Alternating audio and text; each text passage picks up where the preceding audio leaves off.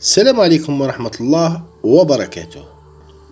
الكثير منكم لا يعرف معنى كلمة بوسبير، ولماذا هذه الكلمة تطلق على المغرب، والكثير أيضا لا يعرف من هو المارشال ليوطي وما قصته مع المغرب. في هذا الفيديو راح نشوف ونتعرفوا على ما معنى كلمة بوسبير، وماذا فعل هذا الجنرال ليوطي، وكيف أسس هذا المارشال الدعارة والقوادة في المغرب ولماذا، وراح نرجع لكم.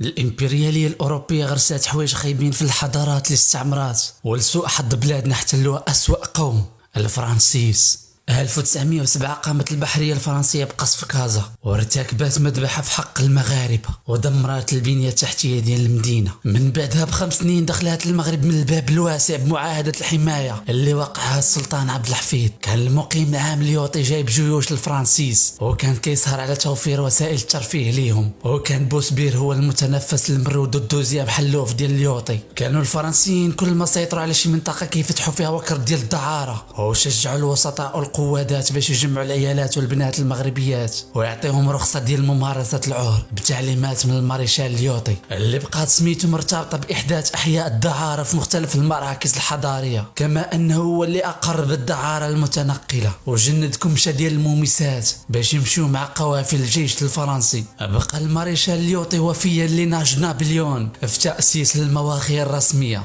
في وقت استخدم فيه جنود الاستعمار للاغتصاب للانتقام وقهر القبائل المناهضة للاحتلال. وجا في كتاب الإلغيات المختار السوسي كان ضابط كوجي رئيس بلدية مراكش سنة 1937 طاغية الشاب مستهترا مولعا بهتك عفاف الأبكار، وكان أحد مساعدي باشا المدينة كيخطب مغربيات مسلمات، والهلة الدخلة كيخلي الفرنسي كوجي يدخل عليهم. سنة 1767 سيطر القيد الحبيب المالكي على قرية كاملة ودارها خاصة به وما فيها إلا النساء ممنوع على الرجال وما كيدخل لها إلا هو بوحده، وكاع النساء كيجيبهم بزز. ومني لقطوا السلطان محمد بن عبد الله حسن لي بلا ما دخلوا الحبس في مكناس بقى فيه حتى مات. السلطان المغربي محمد الثالث اللي كان أول حاكم كيعترف باستقلال وسيادة ميريكان.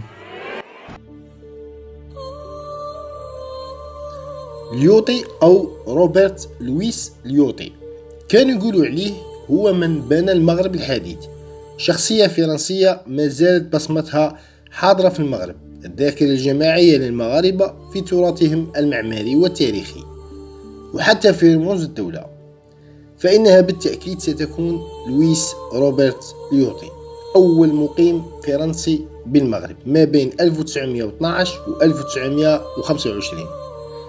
اختار الرباط عاصمة للبلاد، كانت من صنيعة ليوطي. ومع النزول الأمريكي في نوفمبر 1942 في شواطئ المحمدية وآسفي والمهدية استغلوا ظروف الحرب وانعدام المواد الغذائية والفقر المدقع، وكيحسب لهم أنهم في أرض غزو وفتح كل ما فيها مباح لهم حتى أعراض النساء في الشارع، وذاعت في أوساط الشباب مفردات السكس الأمريكية الهجينة، وشاعت ثقافة نديغ المسكة وانتشر البروتكس.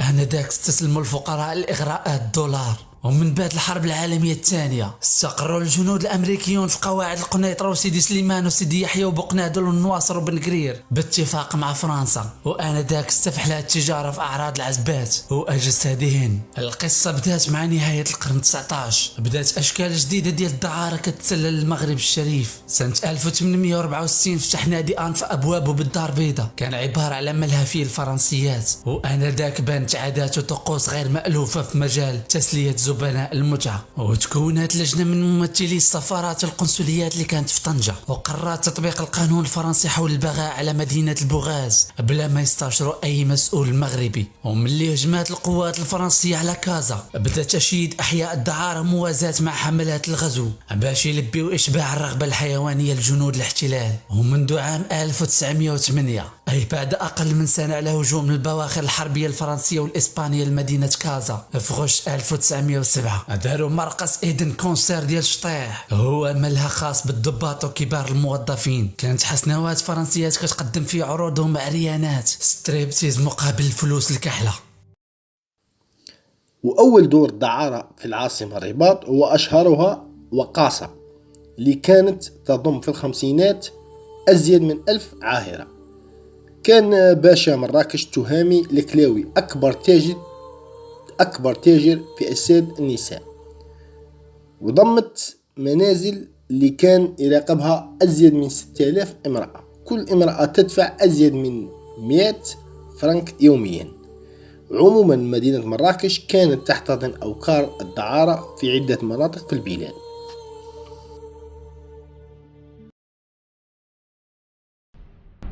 رجع الباشا تهامي القلاوي من درب دباشي والقصيبة وأحياء أخرى في المدينة أوكار ديال التجار في الجسد الأنثوي، بعد ما جاب فتيات من القبائل التابعة للنفوذ الترابي بزز منهم، وتمكن الباشا من جمع ثروة قداش باش يجيب عنده شارلي شابلا حتى لعنده في القصر ديالو. المؤرخ الفرنسي جاك توتو اللي عاش بفاس قبل الاحتلال كيقول أن البغاء كان كيشمل أغلب بيوت قصبة بوجلود وقصبة تامريرت، وبالقرب من باب فتوح وكاع الأحياء الفقيرة اللي كانت كتعجب النساء اللي جايين بالعروبية. كانوا كيسكنوا في ديور كتكريها الباترونات القوادات. واشتهر حي مولاي عبد الله والموسم ديال باشا المدينة عبد الله أحمد اللي وضع منازل ورهن إشارة نساء وافدات من فاس مقابل مبالغ مالية كيعطيوها ليه الكنزة.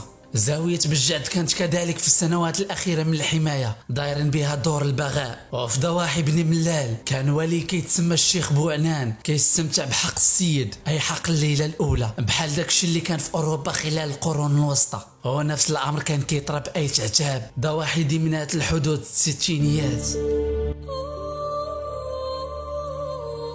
في حي بوسبير أي شيء يرتبط بالجنس والانحلال موجود بكثرة. أوكار الدعارة والملاهي وأماكن التعري موجودة. كان الماريشال يجمعهم من كل مكان في المغرب، بحيث كان يستغل النفوذ والفقر في المغرب آنذاك.